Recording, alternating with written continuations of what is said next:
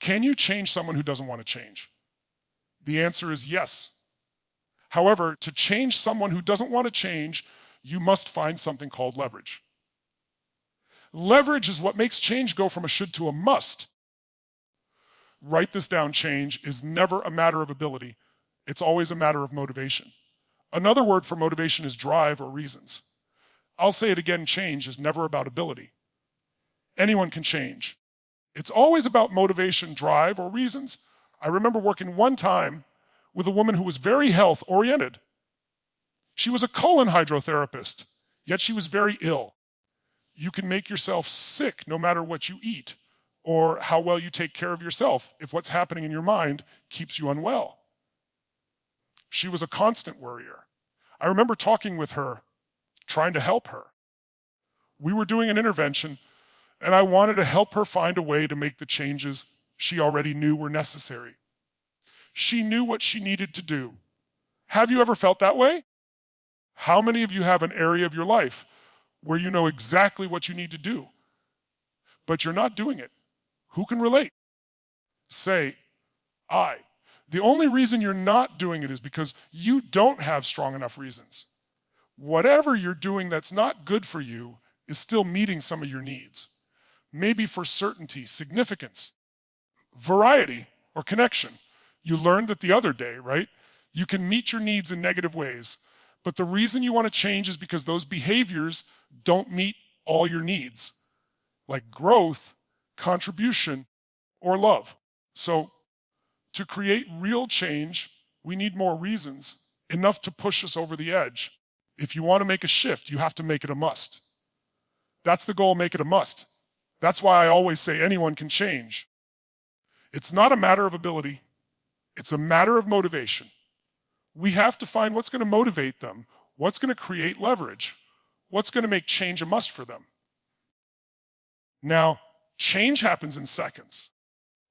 People say it takes forever to change, but that's not true. It might take you forever to make the decision, to finally say, enough of this. But the moment you decide, that's when change happens.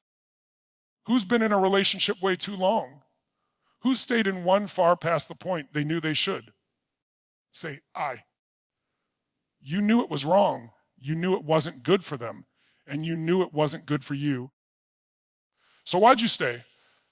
You stayed because it met some of your needs. Even if it wasn't great, at least it was familiar. It was certainty. And certainty has a certain comfort to it, right? Maybe you imagine it getting better, or you found other ways to justify it. But it's never a matter of ability. If there's a strong enough reason, you'll do it. One of the ways people avoid change, listen closely, is by escaping the time frame that would give them the leverage to change.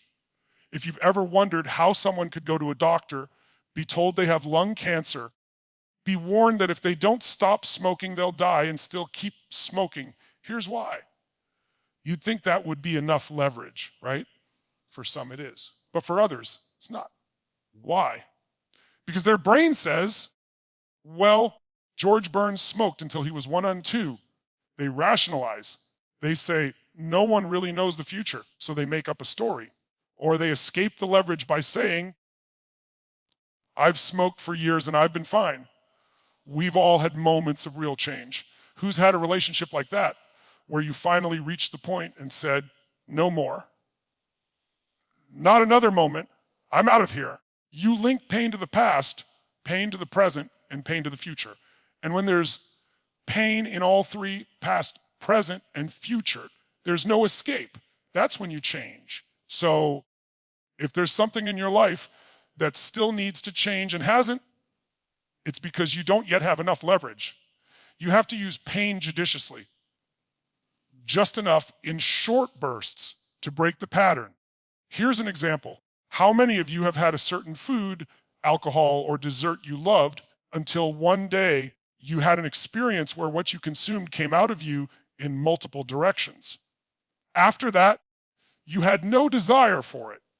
It didn't take willpower. You just had no interest. It even made you sick to think about it. Guess what?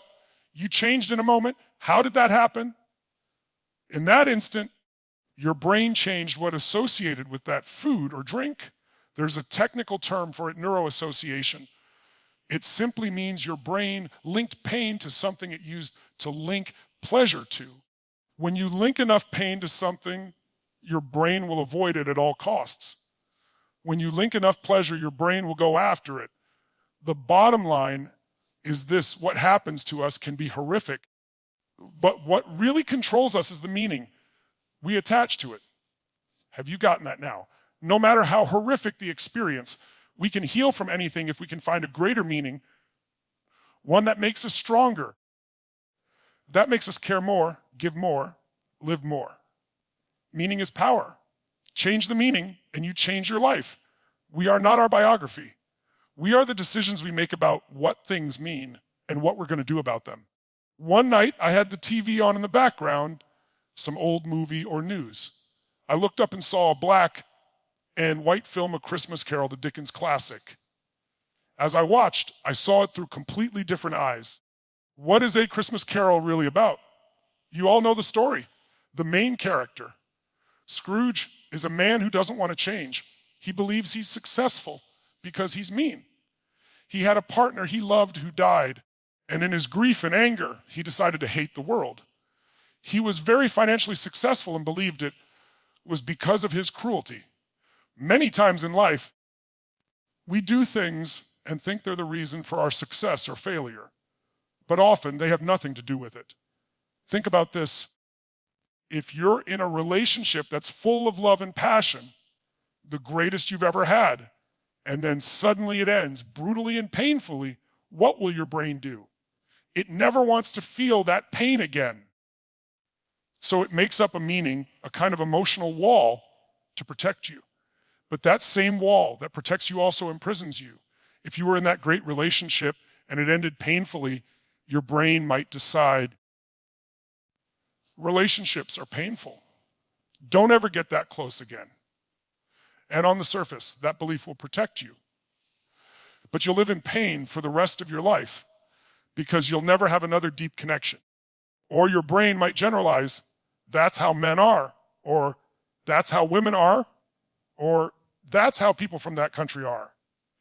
Our brains generalize, distort, and delete information.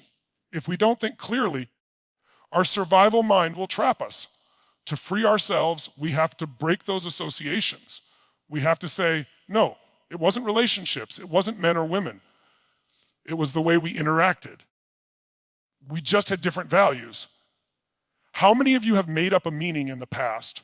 Probably worse than the reality. Make some noise if you know you've done this.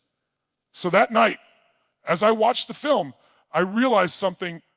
This is the game plan for lasting change. Scrooge was a man who refused to change under any circumstances.